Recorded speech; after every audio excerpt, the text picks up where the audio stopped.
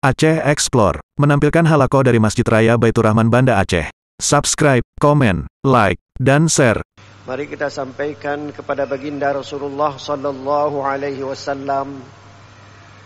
Beliaulah yang diperjalankan di malam hari khusus ke tempat yang tanpa batas. Sidratil Muntaha itu kita tidak tahu di mana batasnya. Karena seorang manusia pun selain baginda Rasulullah tidak pernah sampai ke situ. Perjalanan itu sungguh panjang, sungguh melelahkan. Tapi dia membawa sebuah oleh-oleh yang sampai hari ini kita terus melaksanakannya, yaitu ibadah salat. Ibadah salat dijemput oleh baginda Rasulullah sallallahu alaihi wasallam tanpa perantara. Kalau ibadah zakat itu ada perantara, yaitu malaikat Jibril. Puasa juga ada perantara. Ibadah haji juga ada perantara.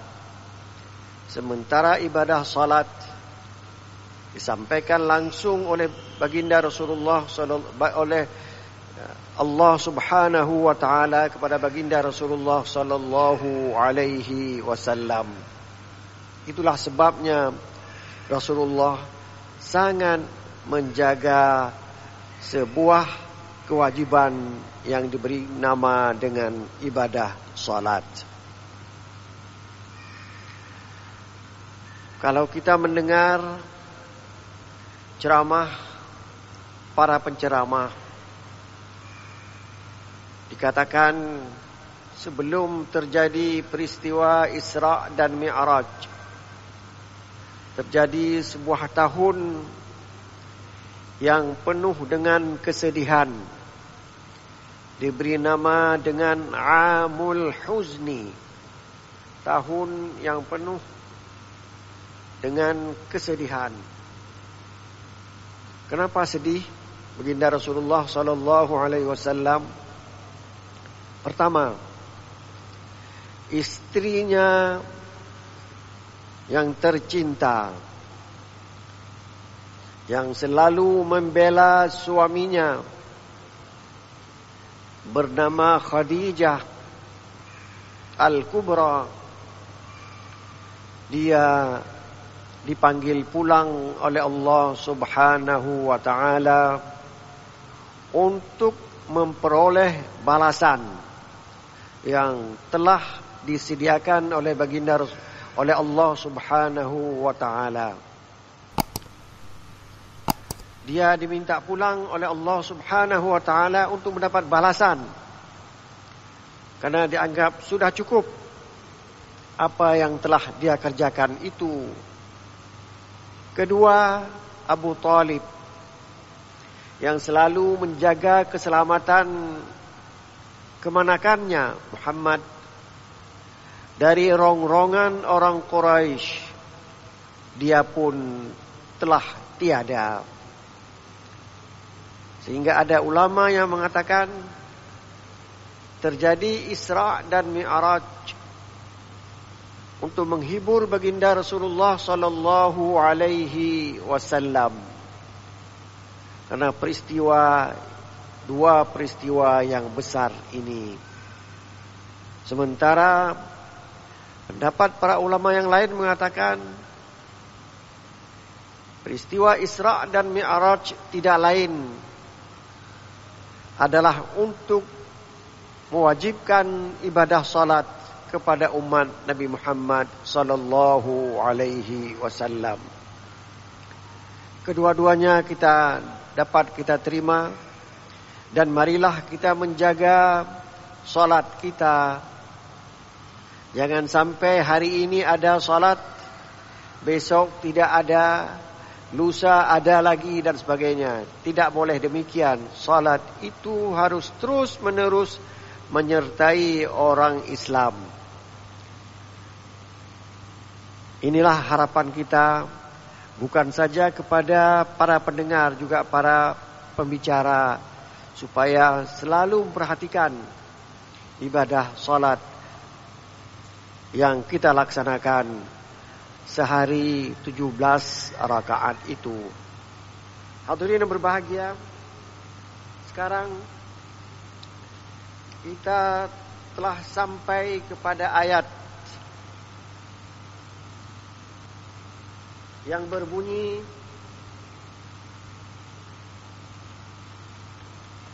wala tamuddanna 'ainayka ila ma matta'na bihi azwajan minhum. Janganlah engkau mengarahkan dua matamu kepada pasangan mereka yang kami berikan nikmat. Kita kalau ada nikmat dari orang, kita langsung melihat, wah, ini sudah begini, ini sudah begitu, ini sudah selesai rumah baru, ini begini, terus saja. Padahal orang bikin rumah baru dengan uang sendiri, dengan tanah sendiri, apa urusan kita? Wala tahzan alaihim, dan kamu jangan sedih kepada mereka. Kenapa kamu sedih? Kita suruh salat, tidak salat dia. Yang penting rumahnya itu selesai.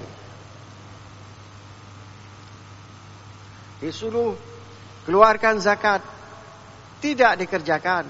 Yang penting uang ditumpuk untuk menyelesaikan rumahnya yang cantik itu. Wala tahzan alaihim, jangan kalian merasa sedih. Kalau kita anggap dia sudah hebat di dunia, mudah-mudahan di akhirat hebat juga. Begitu kira-kira. Masalah hebat di akhirat itu tergantung kepada Allah Subhanahu wa ta'ala. Kita sebagai penceramah mengingatkan saja. Kita ingin hidup di dunia bahagia dan hidup di akhirat juga bahagia. Tapi ada juga orang yang ingin bahagia di dunia saja. Di akhirat dia tidak pikirkan, bahkan tidak memikirkan ada hari akhirat. Wala tahzan alaihim, jangan kamu bersedih hati terhadap sikap orang tersebut.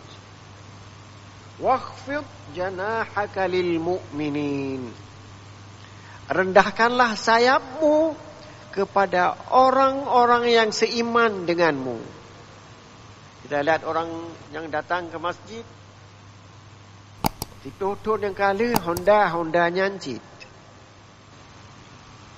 Mobil itu juga. Kita harus merendah diri.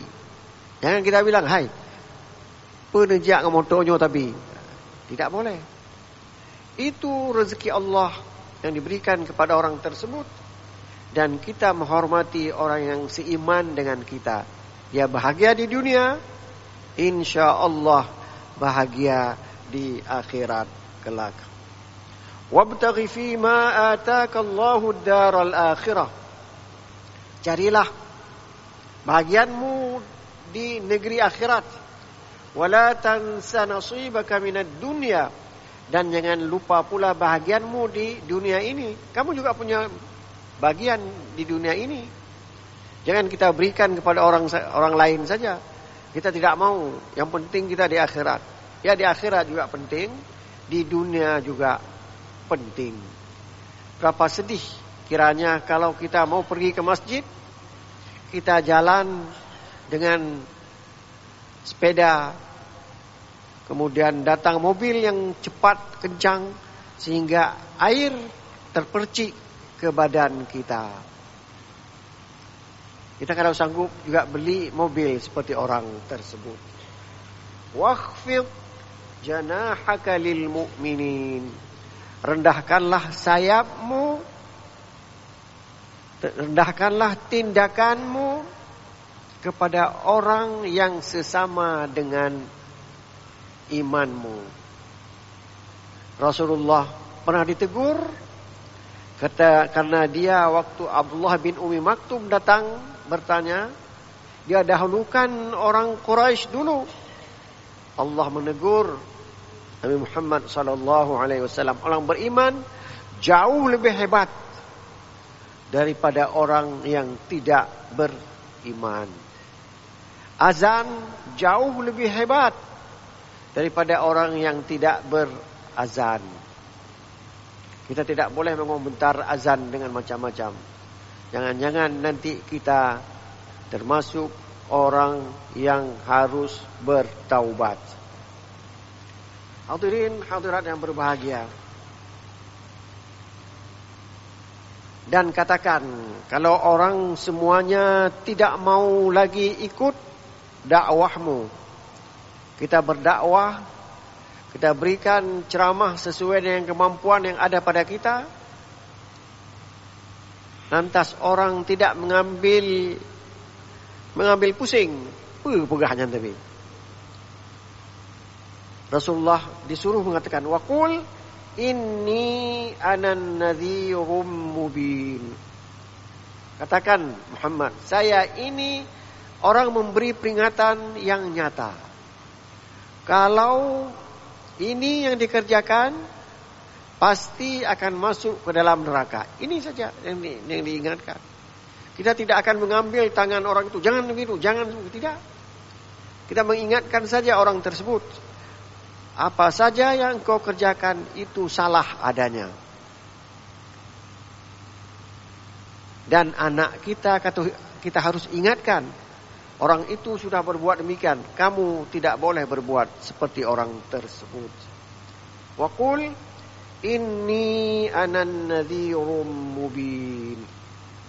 Katakan, sesungguhnya saya lagi nadhir, pemberi kabar takut, mubin, yang nyata. Tidak perlu dipikirkan apa ini betul atau tidak betul. Jelas, ini salah. Mencuri harta orang, motong beasiswa orang, itu salah. Siapa bilang salah? Agama kita. Sudah beritahukan. Dan kita jangan bilang salah pada orang lantas kita buat seperti itu juga. Tidak boleh. Kita jauhkan anak kita dari hal-hal yang salah tersebut.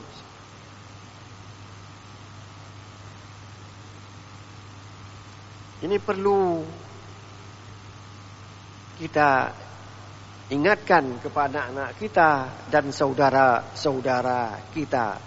Ada yang harus dikerjakan dan ada harus ditinggalkan. Banyak orang berbuat A juga dia buat, B juga dia buat, bercampur aduklah dia. Tidak. Kita akan berbuat yang baik saja. Yang buruk kita tinggalkan. Kenapa ditinggalkan? Karena agama kita melarang kita mengerjakan pekerjaan tersebut. Kama anzalna 'alal muqtasimin. Sebagaimana kami telah pernah menurunkan azab kepada orang yang diberi nama dengan al-muqtasimin. Orang itu diazab karena sikapnya al-muqtasimin. Apa itu al-muqtasimin? Alladzina ja'alul Qur'ana 'idhin. Yang menjadikan Quran itu terbagi-bagi. Rupanya di masa Al-Quran turun, ada orang Yahudi, ada orang Nasrani. Mereka mengikuti Al-Quran kalau cocok dengan Injil. Yang satu lagi cocok dengan Taurat. Karena mereka punya kitab Injil dan Taurat. Di Quran itu dibagi-bagi. Ini saya ikut, ini tidak saya ikut. Nah, begitu. Kita tidak demikian. Quran itu utuh adanya. Tidak boleh kita pilih. Apalagi kalau kita memilih sesuai dengan selera kita. Penyemangat bu, ya begitu. Kalau tidak ada, karena mengatbu, kita tidak salat. Tidak boleh kayak gitu. Masalah salat itu ada kaitannya dengan mengatbu, dengan hana mengatbu. Jadi Allah menurunkan azab kepada orang yang membagi Al-Quran sesuai dengan seleranya. Rupanya dulu ada beberapa orang Quraisy, mereka membagi Al-Quran itu oleh pimpinannya, baru kemudian disampaikan kepada bawahannya. Jikalau begitu kejadiannya, Al-Quran itu tidak betul, harus dipilih lagi oleh orang-orang tertentu. Misalnya Walid bin Al-Mughirah, seorang gembong kafir Quraisy, dia mengirim anak buahnya ke pintu masuk ke kota Mekah pada hari haji. Rupanya haji itu sudah ada sebelum ibadah dilaksanakan oleh baginda Rasulullah SAW. Sudah dilaksanakan oleh para nabi sebelumnya. Jadi ketika orang Arab datang melaksanakan ibadah haji, Walid bin Al-Mughirah mengirim utusan-utusannya, suruh berhenti di pintu-pintu tertentu. Kalau masuk, orang masuk dari Madinah misalnya, atau dari Habsyah misalnya, atau dari mana lagi misalnya. Begitu dia masuk, diingatkan, halo, ada kitab baru. Apa kitab itu? Orang tanya. Kitab itu namanya Quran. Kemudian diberitahukan, isinya tidak ada apa-apa. Isinya sihir semua. Isinya syair semua. Isinya tidak ada guna untuk kita sama sekali. Itu kerjaan Mughirah yang diperintahkan kepada anak buahnya. Banyak orang yang ikut itu. Oh ya. Begitu sampai dengan baginda Rasulullah sallallahu alaihi wasallam, ketemu, dibacakan surah pendek, terdengar. Rupanya ini bukan sihir. Ini bukan syair. Akhirnya mereka bawa pulang ke Madinah. Di sana dipelajari, diberitahukan bahwa ini adalah firman Allah Subhanahu wa ta'ala. Jadi mereka membagi-bagi Al-Quran. Aydin itu membagi-bagi. Yang sesuai dengan seleranya baru ikut ini. Seperti yang sering sekali saya bilang, kulu washrabu wa la tusrifu.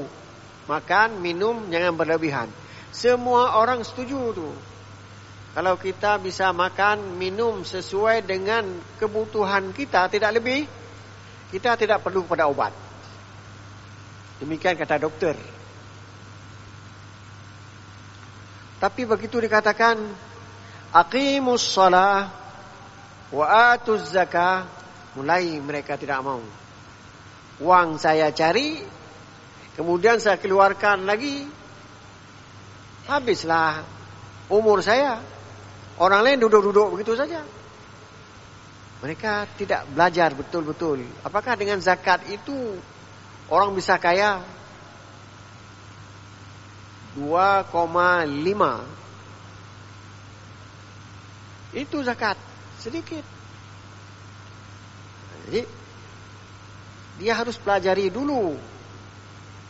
Sehingga orang baru tahu apa faedah dari ibadah dalam salat tersebut. Jadi kesimpulan kita, orang menuduh Rasulullah itu majnun, gila, itu tidak ada dasarnya. Kalau gila, dia tidak bisa membaca surat Wattini Wazzaitun 2 kali. Rasulullah kalau baca Wattini Wazzaitun sampai 100 kali begitu juga. Jadi kalau dibilang itu orang gila, mana mungkin orang gila kayak gitu? Orang gila kalau baca sekali begini, sekali begitu. Sementara Rasulullah kalau baca Wattini Wazzaitun begitu. Wattini Wazzaitun, wa turi sinin dan sebagainya. Ujungnya seperti ujung surat itu. Jadi begitu. Hafalan Rasulullah itu sangat kuat. Jadi apa yang dikatakan oleh Walid bin Mughirah tidak betul adanya. Hadirin berbahagia, kita pindah.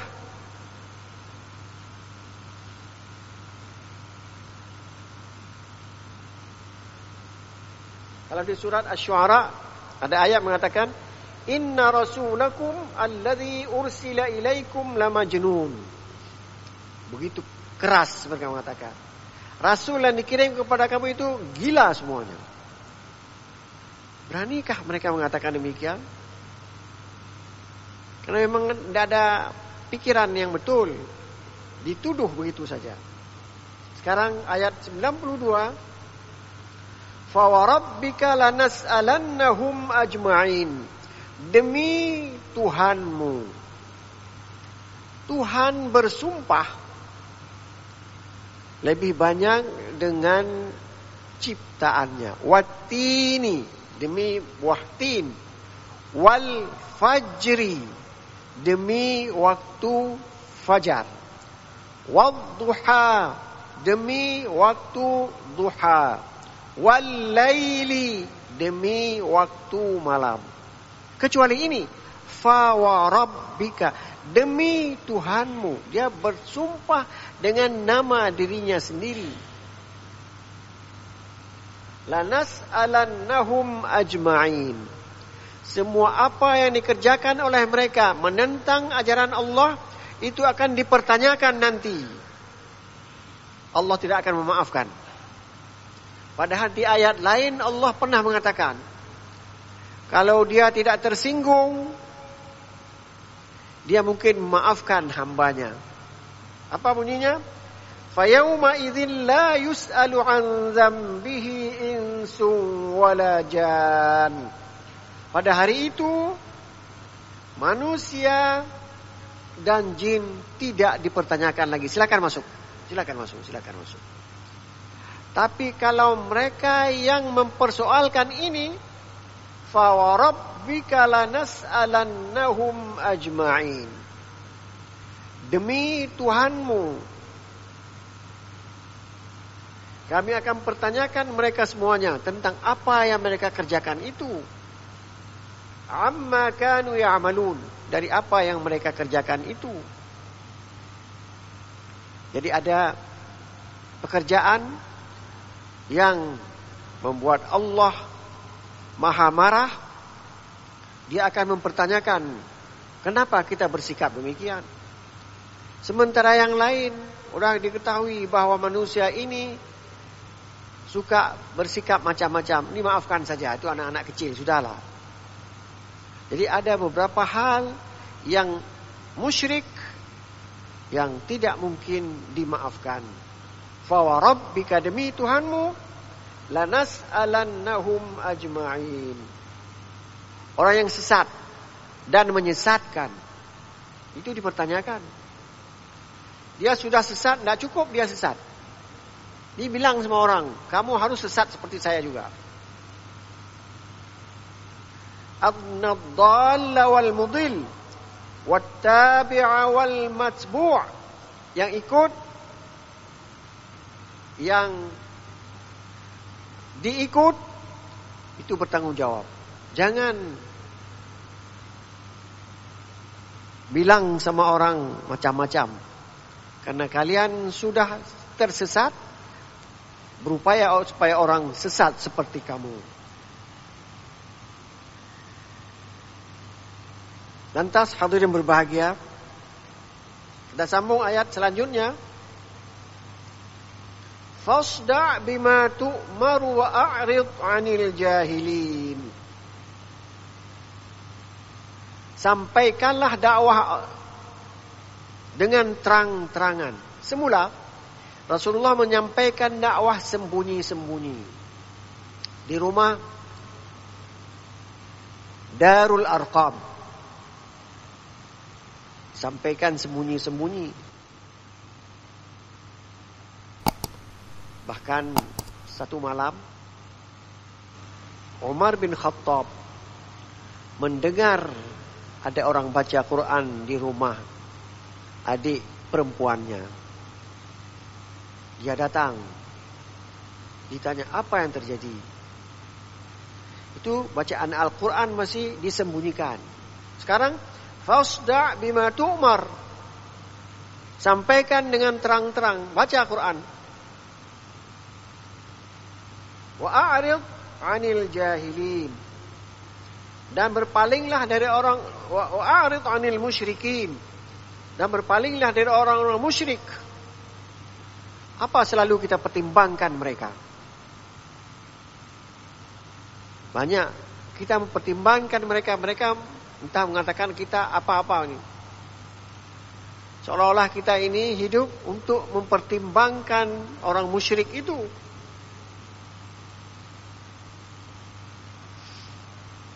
Fasda' bima tu'mar. Suruhlah, kerahkanlah dakwahmu dengan baik. Dan berpalinglah dari tindakan-tindakan orang musyrik. Kita salat, mereka tidak mau salat, kita berpaling saja, pergi terus. Kecuali kalau ada anak kita di situ. Kalau kita panggil, tidak mau datang, nanti malam hari waktu makan kita bilang, kenapa kamu tidak salat tadi? Apa boleh jamak? Masalah jamak itu ada ketentuan sendiri. Tidak boleh begitu saja langsung jamak salat. Tidak. Ada syarat-syarat tertentu. Kita pelajari. Maka kita harus tegas. Fasda' bima tu'mar wa a'rid 'anil musyrikin. Kemudian inna kafainakal mustahzi'in. Allah menjamin untuk menjaga baginda Rasulullah sallallahu alaihi wasallam dari rongrongan orang Quraisy yang ingin menghancurkan baginda Rasulullah sallallahu alaihi wasallam. Ada orang Yahudi, ada orang Nasrani, mereka dijaga sehingga Rasulullah selamat dan meninggal dengan sejahtera. Inna kafainakal mustahzi'in. Sesungguhnya kami menjaga kamu dari orang-orang yang memperolok-olok. 5 orang yang dijaga. Nanti akan kita teruskan dalam pertemuan yang akan datang. Bagaimana mereka dijaga. Bahkan ada yang mengatakan, para ulama mengatakan, mereka satu demi satu meninggal karena dijaga oleh malaikat Jibril. Sekian dan terima kasih. Wassalamualaikum warahmatullahi wabarakatuh.